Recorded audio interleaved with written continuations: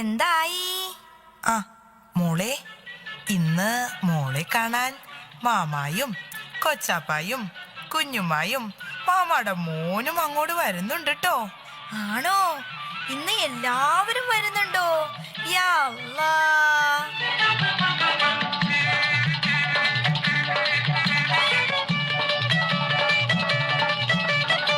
കദളി വാഴ കയ്യിലിരുന്ന് കാക്കയിന്നു വിരുന്നു വിളിച്ച് വിരുന്നുകാരാ വിരുന്നുകാരാ വിരുന്നുകാരാ വന്നാട്ടെ വിരുന്നുകാരാ വിരുന്നുകാരാ വിരുന്നുകാരാ വന്നാട്ടെ. വിരുന്നുകാരെ എങ്ങനെ ഒഴിവാക്കാൻ ആലോചിച്ചോണ്ടിരിക്കുമ്പോഴാണ് അവള് വിരുന്നുകാരെ ഓരോരുത്തരും ഇങ്ങോട്ട് വിളിച്ചു വരുത്തുന്നത്. ഒരു കാര്യം ഞാൻ പറഞ്ഞേക്കാം, വിരുന്നുകാരെന്ന് പറഞ്ഞ ആര് ഈ പടിക്ക് വന്നാലും നമ്മൾ ഈ പുരയുടെ അകത്തോട്ട് കയറ്റൂല. അതെന്താ?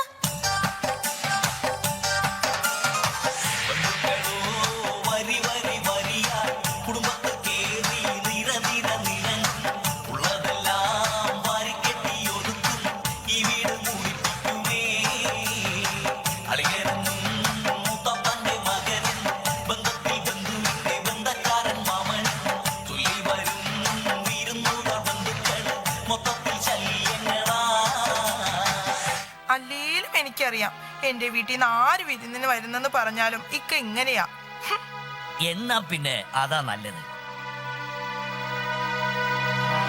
എടി പാത്തുമ്മ, ഒരു ഗ്ലാസ് ചായ എടുത്തേ. എടി പാത്തുമ്മ, നിന്നോടാ പറഞ്ഞത് ഒരു ഗ്ലാസ് ചായ എടുക്കാൻ. പടച്ചോനെ, എന്തെങ്കിലും ഒന്ന് ബായിന്ന് ചാടിപ്പോയി കഴിഞ്ഞ പിന്നെ കുടിക്കാൻ ഒരു ഗ്ലാസ് വെള്ളം ഈ കുടുംബത്തിൽ കിട്ടൂല. ഒരു കാര്യം മിണ്ടാൻ പോലും പാടില്ല. പിന്നെ പെറുപിറക്കലായി, പാത്രമെറിയലായി. ഇനിയിപ്പൊ എന്താ ചെയ്യാൻ പറ്റാ റബ്ബേ? അതിനൊരു വഴിയുണ്ട്. അവളെ ഒന്ന് സോപ്പിട്ട് നോക്കാം.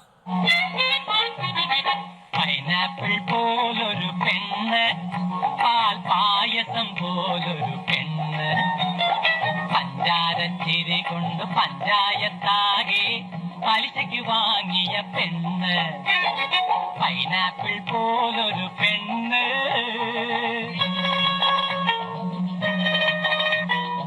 പടച്ചോനെ, എന്റെ പാത്തു, എന്തായിരുന്നു നിന്റെ ഒരു പുകില്? അല്ല പിന്നെ, നമ്മുടെ നബി സല്ലല്ലാഹു അലൈഹി വസല്ലമ പറഞ്ഞിട്ടുണ്ട്, അള്ളാഹുവിലും അന്ത്യദിനത്തിലും വിശ്വസിക്കുന്നവൻ അതിഥിയെ ബഹുമാനിക്കുകയും കുടുംബബന്ധം നിലനിർത്തുകയും വേണം. അവരെ സൽക്കരിക്കാൻ കഴിവില്ലേൽ അവരോട് നല്ലത് പറയണം, അല്ലെങ്കിൽ മിണ്ടാതിരിക്കണം. അതിനിക്ക എന്തൊക്കെയാ പറഞ്ഞു കൂട്ടിയത്? പടച്ചോനെ, ശരിയാണല്ല. ഒരു കുടുംബത്തില് ഭാര്യയും ഭർത്താവും ബൈക്കിടുമ്പോഴാണ് ആ പഹിയൻ ഇബ്ലീസ് ഏറ്റവും കൂടുതൽ ചിരിക്കണത്. അല്ലാ, ഇതൊന്നും അറിയാതെയാണല്ലോ ഞാൻ ചെയ്തത്. പാത്തു, അള്ളാഹു നമുക്ക് പുറത്തു തന്ന് നമ്മുടെ കുടുംബത്തെ അനുഗ്രഹിക്കട്ടെ. ആമീൻ.